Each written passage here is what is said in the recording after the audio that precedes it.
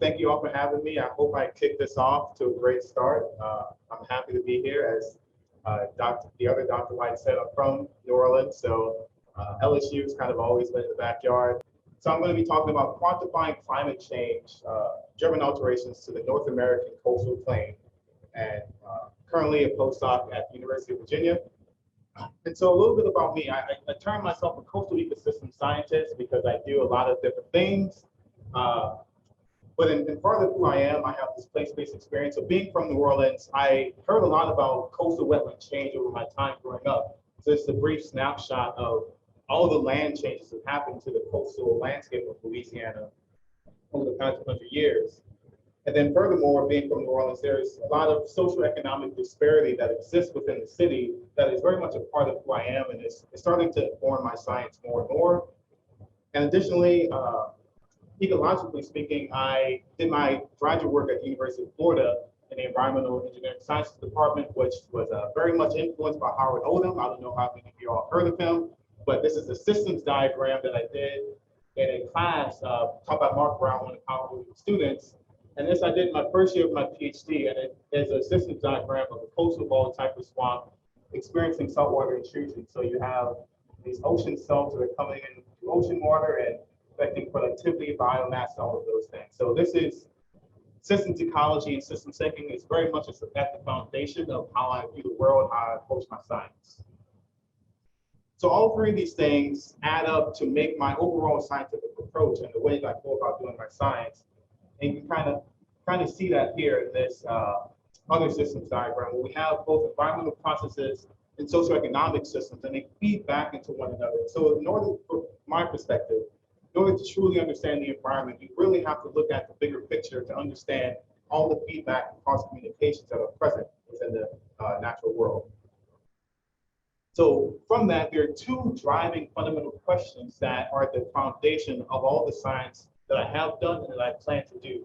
One is, how are coastal land ecological integrity and continuity being disrupted by global climate change? And the second, getting more at the social aspect, are what are the inequities that marginalized coastal communities face due to the impacts of climate change? So with all that being said, let's enter the swamp. This is from the Neches River near Beaumont, Texas, a very, very poor condition swamp right now.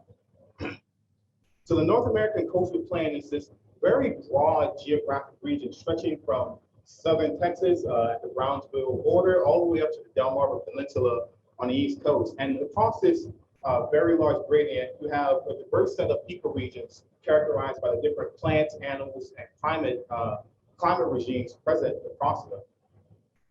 But despite this being a very large ecoregions, there's a consistency in the threats that the vegetation experience across the region.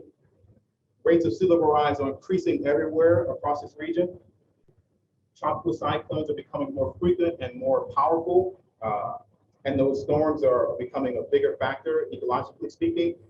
Drought is becoming an increasing factor. Major droughts in North Carolina in the early 2000s, in the mid-2010s, I like to say. And then Texas had a 500-year drought around 2011 that really decimated ecology across the entire state. And these things are expected to increase in frequency over time. Additionally, anthropogenic water use and management has always been a concern, but it's becoming a growing concern as human population increases in these coastal areas, increasing demand on these coastal aquifers for fresh water. And then finally, our connection and disconnection of waterways. So this image is from coastal North Carolina, showing the number of canals that are man-made that are connecting now these coastal waters to more inland areas. So these things that we built to draw water off the land are now acting as conduits, allowing saltwater to intrude further into the landscape. And all of these lead to an increase in salinization for freshwater ecosystems, not only wetlands, but forests, agricultural land, et cetera. Before I dive into that a little further, we also have to remember that there is spatiotemporal variation in saltwater intrusion. So on the x-axis, you have the temporal scale, which ranges from acute events to chronic events. And on the y-axis, you have a spatial scale, which ranges from regional to global. So in terms of natural drivers of climate change, some of them that I've talked about, like hurricanes, they tend to be fairly acute, but have a pretty small regional impact. But things like natural climate change or changes in these climate oscillations happen over much longer periods of time and have much larger spatial impacts. But then when we look at the anthropogenic drivers of climate change, you have accelerated subsidence, which we very much see in coastal Louisiana, which happens over a shorter time scale compared to natural drivers, which happens over a period of 1 year to a century. And then those tend to happen over a much smaller spatial scale. But as we talk about human accelerated climate change, we're starting to see that the spatial scale of human impact can be quite large and global at that. Nonetheless, the multiple effects of all of these drivers on coastal ecology propagate, or not propagate, but appear in different ways. I'm only going to focus on 2 of these, one being decline, or I'm not going to focus on declines in agricultural yield, but it's an interest that I have in terms of research study. It's an image from the eastern shore of Virginia, which is a very coastal community, but it has a lot of agricultural productivity. And these areas in the fields that you see that don't have any vegetation, those are areas that are being affected by saltwater intrusion. So we don't typically think of saltwater intrusion in the context of agricultural land, but this is becoming a greater problem as isohalines start to move further inland. And this is what the bulk of, or all of my talk is going to be focused on is the death of these coastal forested wetlands, these freshwater systems that are now experiencing saltwater at a greater frequency and intensity than they're used to facing. This is an image from Beaumont, Texas, of dying cypress trees. All of the dead herbaceous vegetation are cattail, and all the living herbaceous vegetation are sawgrass, which is much more salt tolerant. This is becoming a salt-dominated system. And we have to remember, it's not just plants and animals that live on the coast, as you all very well know. There are also people that live there. And so if you look at the 2 figures on the right, you see an increase in the number of high tide flooding events that are happening across this entire coastal gradient from Texas all the way up to the Delmarva Peninsula. And we expect those to keep increasing. And so in places like Philadelphia, where you typically don't think of coastal related flooding, they're starting to see those types of events. And additionally in Miami, Miami is much more coastally associated, and they're seeing flooding just on normal days. So this type of flooding isn't associated with any meteorological event. It's associated with just the normal tidal cycle, and those are becoming more extreme with sea level rise. And then we know that there are linkages between flood hazards and areas of poor socioeconomic status. So this is something we have to keep in mind as the coastline continues to change over the next 100 years and beyond. And these changes along the coast will have kind of targeted impact. So if we look at this map, this is just an example of a type of change. When you look at the coastline that I talked about, the North American coastal plain, you can see that these coastal counties have above average Black populations compared to the rest of the country. And so the Black populations in these counties will be disproportionately affected compared to their other counterparts in the same county. So that's something we have to think about in terms of environmental justice and social equity as we move on as scientists in terms of what we study and how we study it. And so in thinking about coastal land change, we have to think about not only the natural, but also human populations that are being affected.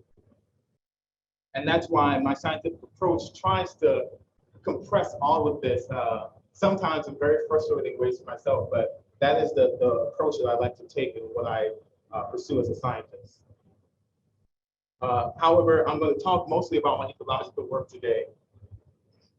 And the 2 questions that I've addressed in my research that I'm going to be presenting for you all is: 1, can remote sensing derived data be reliably used to detect the effects of saltwater intrusion on coastal floodplain swamps?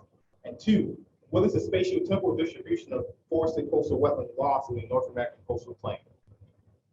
Or in plain English, because I know not everyone in here is a dyed-in-the-wool coastal ecologist, are the effects of saltwater intrusion noticeable? And then 2, when and where have the losses occurred? So just a little bit, step into my world, step into the swamp a little more. On the left, you see an image of a healthy coastal forested wetland or coastal floodplain swamp. You have a nice closed canopy. It's pretty dim underneath there, and the trees are well dispersed. In the middle, you see a ghost forest. A ghost forest, I'll talk about a little bit more, is a transitionary stage. It's not a permanent ecosystem type where the trees are dying and it's starting to be transgressed by marsh. And on the right, you see a system that has completely been taken over by sawgrass, and it's a very salt tolerant plant. And all of this happens along an increasing salinity gradient. And ghost forests, I call them the Sentinels of climate change. It's not like a haunted forest, something like you see in Scooby-Doo or a scary movie. But to me, it's equally as scary, if not more scary. Ghost forest is a system where saltwater has now become the permanent, or not permanent, but the increasing regime in terms of hydrology and water quality. And these coastal forested wetlands have tree species that are not really adapted to actually deal with saltwater. They can tolerate it for small periods of time. They're not adapted to deal with it and live with it permanently. So these trees over time start to die, and you're left behind with these white sticks, which I think of as grave markers of what used to be a forest is now just a memory of a forest. And there's starting to be some mainstream attention around ghost forests. It's kind of a buzzword. I don't like to use it a whole lot unless I'm giving presentations. But Science Friday has gone out to North Carolina and taken some drone footage of ghost forests. And there have been several news articles in the popular press about ghost forests and the rise of them and kind of what it means. And this one right here, ghost forests, what they are and why they've become more common, could have been the title of my dissertation had I only been clever enough and scientists been kind of cool enough to accept something so non-scientific as a title. But first, we're going to jump into my very first research question. And this was published in Remote Sensing of Environment, which attempts to look at coastal forest change using only remote sensing, essentially. And so I am not a remote sensing person. I have never taken a formal class of remote sensing. Everything I know about remote sensing is self-taught. And it's not to say I'm smart. It's more to say that I had a question and I had to figure out how to do it. And so I went and did it. And this question really developed from me understanding that it takes a lot of time and effort and years to do ecological research. And a lot of coastal related land preserves don't really have the resources, whether it's human power or money, to actually survey all the land that they're responsible for maintaining. And so I knew remote sensing could be leveraged in order to help them with their efforts. So as I just said, traditional ecological approaches are very time consuming. They need a lot of money often. You need to maintain permits, which depending on the governmental administration and at the time, your permit and your access may be revoked. You have to maintain the tools and equipment to do your job. You need a workforce. You need people to actually go out there and do things for you. You have to maintain your own interests because sometimes working on a project for a long time can be draining and not as fun. And then if your study site is in Florida, you may not actually be able to translate the results to some other area because there are all these different contexts that are important for that. And so remote sensing allows us to sidestep many of these issues, and remote sensing has its own issues, but it allows us to overcome many of these hurdles that traditional ecological methods of boots on the ground type of research have. And so with that in mind, I have to kind of get you in the mindset of how me as a kind of traditional ecologist moved into the world of remote sensing without having any remote sensing knowledge. And so what I did was kind of set up this framework of how I understood the system and how I expected it to look from satellite imagery. So on the left, you have an upstream system on the river that has no exposure to saltwater. On the right, you have a system that's downstream that's perpetually exposed to saltwater. So in the summer, when you look up at the canopy upstream, you see a nice, healthy canopy. It's fairly closed. Nothing about it tells you that the system's unhealthy. When you go downstream and look up, you see these large gaps in the canopy year-round. So it's not something that only happens at a certain time of the year. In the understory in the summer, in the healthy system, there should be almost no understory vegetation because of the closed canopy. You may see things here and there, but they're pretty rare, they're pretty unique. In the understory of a saltwater intruded area, there's consistent understory growth because of these large canopy gaps, and now they have the ability to get a foothold.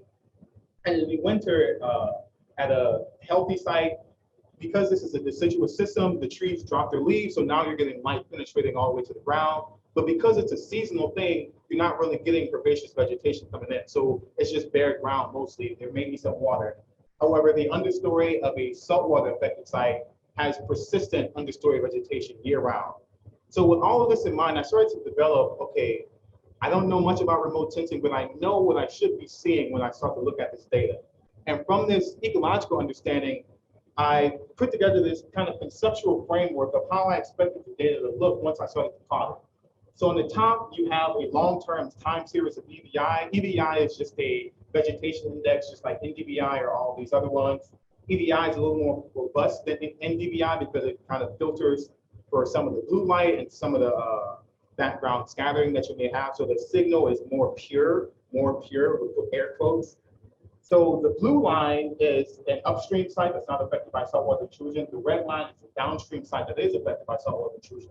So what I expected to see that over the long term, saltwater intrusion will lead to a decline in the EVI of the forest because its health is being perpetually degraded over time. When you look at an average year, you see these two different distributions, or these two different signals. Actually, see these two different signals. So it's a deciduous system.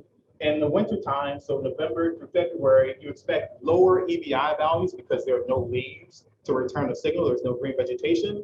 That's what you expect in a healthy system. However, in a system affected by saltwater intrusion, when you look at the dormant season, you should expect a higher EVI value because there's that understory vegetation that's amplifying that signal. And then during the summer months, during the peak growing season, you should expect a higher value at a healthier system because it's healthier, lower value at a downstream site. And then when you look at the distribution of the data, deciduous systems have a bimodal distribution because they have the time when their leaves are out and they have the time when their leaves are down. So you get these two modes. But when you get into an unhealthy system, we should expect something that's more unimodal because the range of values will be constricted because it's unhealthy, so the EVI will be lower, and during the dormant season, EVI is higher because of that understory vegetation. So you should end up with something that's more unimodally distributed and shifted to the left because the value overall will be lower. So this is the theoretical kind of conceptual framework that I developed to help me understand the data as I got it in. And so from that, I developed 4 different hypotheses based on these conceptual frameworks to help me decide if a site is experiencing the effects of saltwater intrusion. So the more of these hypotheses that were successful or that were tested on the site, I could have a greater chance of saying that saltwater intrusion is in fact affecting the site. And so 4 of these were based on the difference in central tendency and distribution, and 5 of these were based on the long-term change in time series. I'm not going to get into all the details because it's very dry and very boring to hear someone explain, but you can read the paper. So I had 4 sites across the northern Gulf of Mexico, one on the Neches River in Beaumont, one in Jean Lafitte National Park down near New Orleans, another in the armpit of Florida is what I call it, on the Big Bend region, and then another on the Suwannee River. And these are all sites that I had gone to several years, twice a year. There's groundwater wells there collecting water level, collecting salinity data, a very good understanding of the ecology of what's happening there, which is very critical when you're doing remote sensing to have an underground understanding so that you can actually make sense of the data that you're getting in. So on the left is the workflow. I did everything in Google Earth Engine, and then did the data analysis in R. And then on the right is kind of an example of the hydrology data that we have. And this data wasn't actually published in this paper. I'm waiting to do some other things with it. All right, so I'm going to step you through this. So on the left is my theory. On the right is the actual data. And I'm only going to explain one of them. But this is looking at the distribution and the central tendency. So if you look at letter A, the Suwannee River at the top left, you can see that the red site, which is the downstream site, as I described in the theory, has a shifted median toward the left, which has a consistently lower EVI value and is significantly different. And then the distribution, although not unimodal yet, is much more constricted than the upstream site, which still has some bimodality to it, although the middle is a little higher than I expected. When we started to look at the actual time series, this part was actually not as willing to be worked with. So the time series changes were much harder to detect than I expected. And a lot of that has to do with the interannual variation that naturally exists within this system. But there's also considerable intraannual variation. And I think the test that I used was probably not the best to kind of pull out those differences. But overall, my hypotheses, most of them actually were able to show the differences between a site that's affected by saltwater intrusion and a site that's not affected by saltwater intrusion. And so when you take all the sites and pool them, so if you take all the downstream sites and average them, you take all the upstream sites and average them, you can get these figures. So in A, you can see that the peak of the downstream sites is always lower than the peak of the upstream sites, and then the lowest point of the downstream site is always higher than the lowest point of the upstream site, which is better characterized in figure B or in panel B, which shows that the growing season has a higher EBI at the upstream site compared to the downstream site, and the dormant season has a higher EBI at the downstream site compared to the upstream site, which very much fits in line with what I expected would happen. And then you can also see the differences in distribution are somewhat close to what I expected, but not exactly. But for me, the big takeaway from this was that the effects of saltwater intrusion are apparent and they can be detected. And I can definitely work on this and make it a little more robust and make it a little more fine tool. But as a first pass, I felt like I was pretty good at detecting those effects. And as I said from the beginning, this is important as you think about coastal land management. So on the left, you have a figure of the lower Suwannee River in coastal Florida. This is 210 kilometers squared of land that only, I think, 10 people are responsible for managing. That's not enough people for the amount of land they have to cover. And this is not a particularly big area of preserved land when you think about something like the Everglades or think about some of the big patches of land in coastal Louisiana. And so a lot of the forests that I went into, people hadn't been in there in decades probably, or maybe never, at least not any of the land managers. So now this is a tool that they can take and start to actively monitor their land without having to spend the man hours actually going into there. This is a picture from the Suwannee River. And next, move on to the my second question. And so this was recently published in Ecosystems a few months ago. And this is work that I did as a postdoc in the position I'm still in. I collaborated with Emily Bernhardt at Duke University and my advisor Scien at University of Virginia. So this work came together as part of an interdisciplinary focus on coastal climate change. So this is funded by the Environmental Resilience Institute at the University of Virginia, which is headed by Karen McGladdery. Some of you may know of her. And this brought together three different groups of people. So you had people looking at water security, justice, and politics. You had another group looking at resilient urban water systems. And then you had the group that I was a part of, the coastal salinization group. And our overall goal was to just look at the coastal environment and understand how salinization is affecting these three different areas, with the hopes that there'd be some synergy between these groups. If any of you have done interdisciplinary work with large groups, you can probably attest that sometimes our optimism is not always kind of kept up and things kind of fall apart. But nonetheless, that's a side conversation.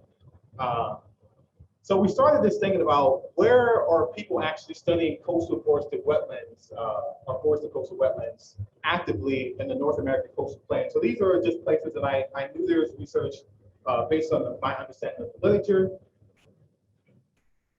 Oh, and the important part, and the reason I put this figure in here was that at a high level, you can say, oh, we have pretty good coverage. We have sites across all of these states covering all of these areas. But these stars are actually like not covering the full footprint of these research sites. These stars are an exaggeration. And when you really think about it, we actually don't know a whole lot about a lot of places. We know a lot about some places, and we know next to nothing about other places. And all of these are field-based sites. And as I said, I am a field ecologist. That's what I love to do. But this was another area where we recognized that remote sensing could be leveraged to help us get a much broader understanding of the changes that we know to be happening, but we just don't have the time and resources to actually go and survey all of these places. And so in order to really address this question, we leverage an existing data set. So there's the NOAA Coastal Change Analysis Program, or CCAP. So NOAA, every 5 years, starting in 1996, uses Landsat data and trace classified rasters of the entire coastline of the United States. So that's Gulf of Mexico, Atlantic coast. They do the Pacific coast. They also do the Great Lakes.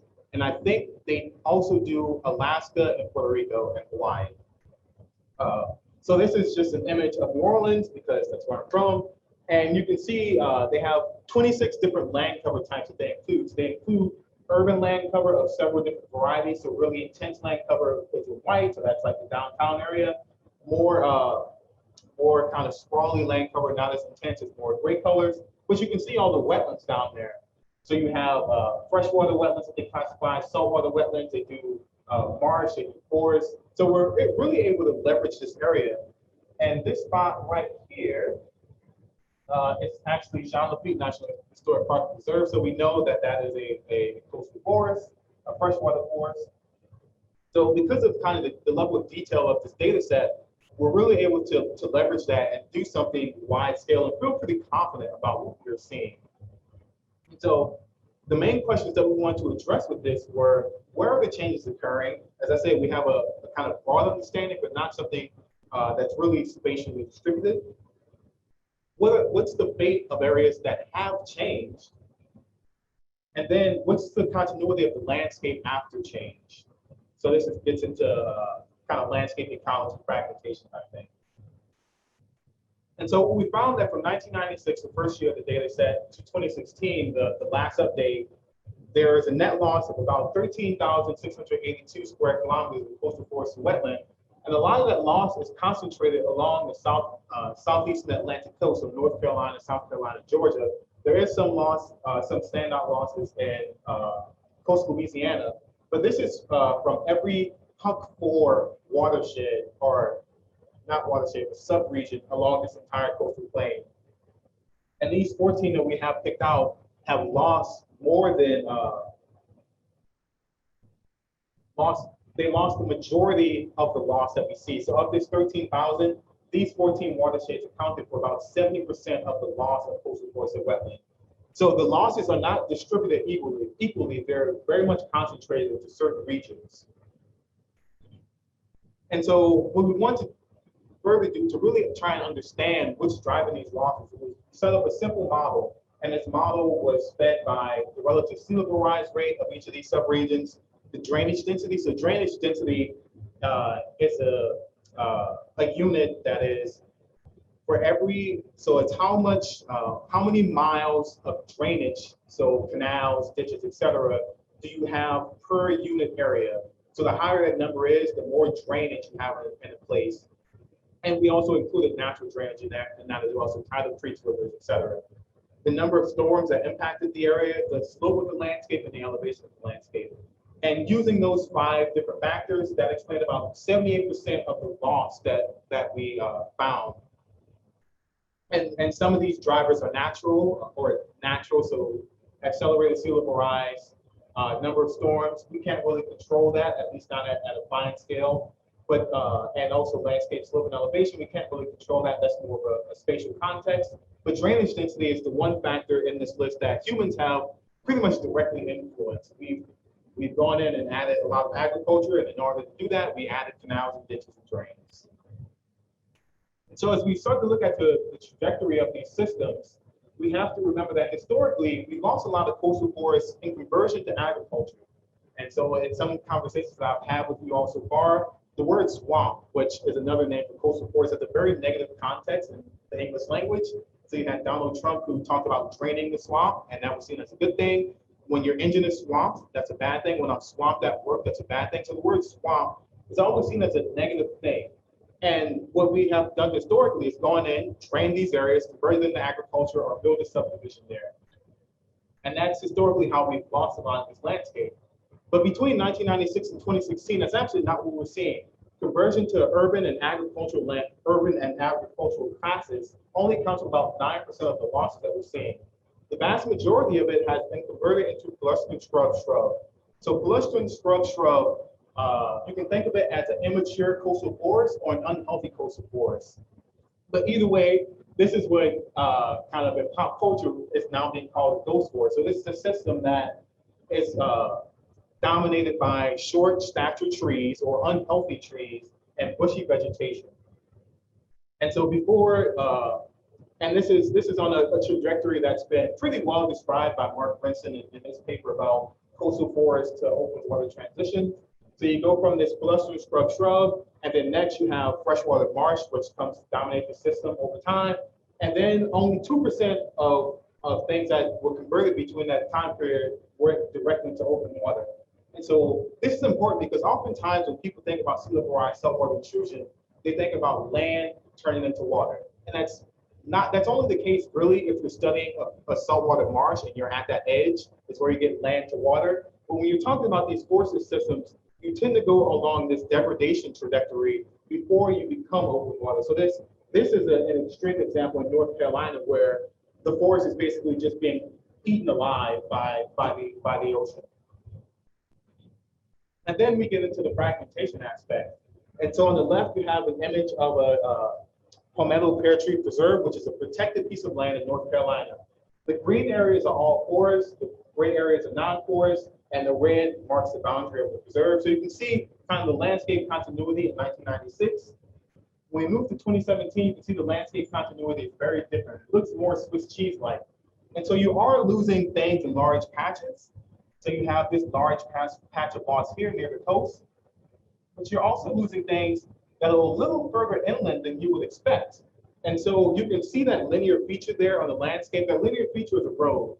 And in this coastal setting, all of these roads have drainage ditches next to them. And so that drainage ditch now acts as a conduit for saltwater to penetrate much further inland than it could naturally. So not only are we seeing losses directly adjacent to the coast, we're seeing losses further inland. And so you can't just think about, okay, well, there's this 10-meter or a kilometer piece of land that we were just going to give up on, because if you go 50 kilometers inland, there's a ditch there. Saltwater is going to get there at some point. So we have to think much more broad spatially about the areas of land that are able to be lost. And then furthermore, in terms of fragmentation, you can see that there are now many more patches, little forest patches left behind than there once were. And fragmentation is important because if you look at the literature from the Amazon rainforest, they know that when you have a smaller forest patch, even though it's still a forest, because it's fragmented, it's separated from the bigger forest patch, it has now become more vulnerable to future climate or even other related changes. And so this increasing fragmentation in concert with the overall loss is leaving this landscape much more vulnerable than it would be otherwise.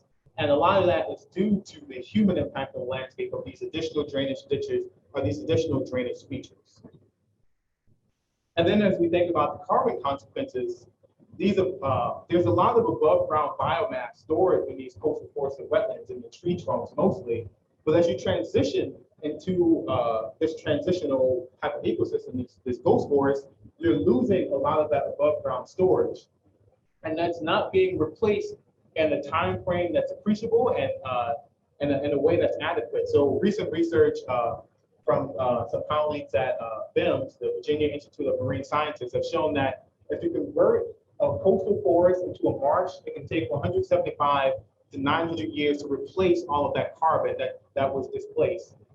As we think about carbon sequestration and climate change, we probably don't have 175 to 900 years to really deal with the excess carbon in the atmosphere, which gets to the point that these ecosystems are very important and we need to do what we can to keep them alive, keep them robust, because the carbon that they're capturing and storing right now represents so much to our overall carbon wishes in terms of atmospheric concentration. And then additionally, a lot of this is my personal opinion, this is not my scientific opinion, I feel like there's a lot of emphasis on marsh as we talk about sea level rise and coastal work, and not as much emphasis on coastal forests. And the difference is marsh can migrate fairly easily as long as there's no barrier behind them. So this is a figure from this paper by Enright. On the left, you see areas where there can be landward migration under different climate scenarios and sea level rise scenarios. And on the right, you see areas those same areas, but now they put in where they know there'd be barriers that would prevent a marsh from transgression inland. And you can see the areas that are now able to have that transgression are much different. This is for marshes. Coastal forests don't have that same outlook because their seeds are usually dispersed by hydroponics, by water, and water tends to flow downstream. And downstream of wherever that forest is right now, the water is saltier, which means that system cannot propagate, it cannot maintain itself.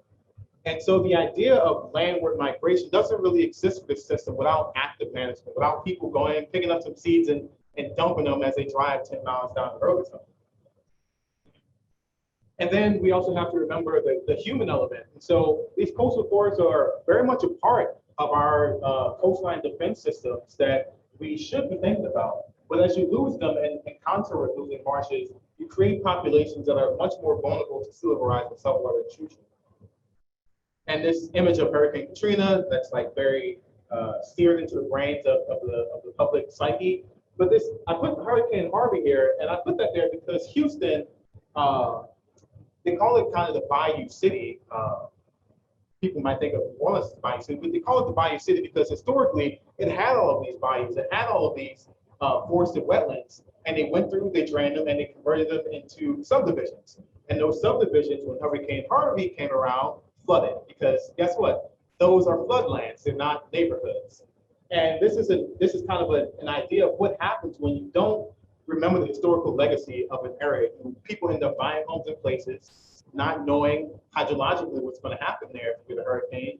And then you have people that are massively displaced that shouldn't be, if you allowed that forest to stay intact. And so kind of reflecting back on my two research questions, there were, are the areas of saltwater, or are the effects of saltwater intrusion noticeable? Yes, using these ecologically based hypotheses that I developed. And when and where have the losses occurred? Widespread losses have occurred across the region and are primarily driven by climate change. And so now getting into my future research and some of the stuff I'm working on now, I mostly focus on ecological stuff that I have done. But as I move into my position at Stanford, I hope to take on more of my kind of actual full scientific approach, kind of incorporating the socioeconomic stuff that I talked about earlier, and reminding myself and my research partners that it's not just the natural environment that's changing, it's also the human populations that are being affected. We have to understand those feedbacks. And a lot of the work that I have done has centered on remote sensing, and I think remote sensing is powerful here because we can leverage its ability to do broad scale work, but also to place things on top of each other. So when you make a map in remote sensing, it can be one layer. You can have multiple layers. So with that framework, you can kind of start to co-locate information on the same pixel, in the same spot, understand how the hydrology has changed in this place, how the community has changed in this place, how the income has changed in this place, how the forests have changed in this place, and start to understand it all in the same context at the same time. And maps also increase our ability to collaborate because it's easy to co-locate your own research in the context of this map that I have created and start to understand, oh, I didn't understand this aspect of this place of my research. Oh, I have this other data that we can start to incorporate, and that helps collaborations, and it also helps with engaging the public. People, we all look at maps, we all are familiar with Apple Maps, Google Maps. It allows people to co-locate themselves in their neighborhoods in the context of these different issues. So that is why remote sensing has become such a large part of what I do, because I realize how useful it can be in communication across different groups. And that brings me back to my two driving questions that are at the foundation of my research. How are coastal land ecological integrity and continuity being disrupted by global climate change? And then two, whether there should be inequities that marginalized communities face with the impacts of global climate change. So hopefully I didn't put any of you to sleep. These are people that have fallen asleep. This is my wife as we came back from doing research. Yeah, I do very tiring work in the field. But I also do a lot of outreach. So I've done public speeches at libraries. I did a podcast once talking about this ghost forest work.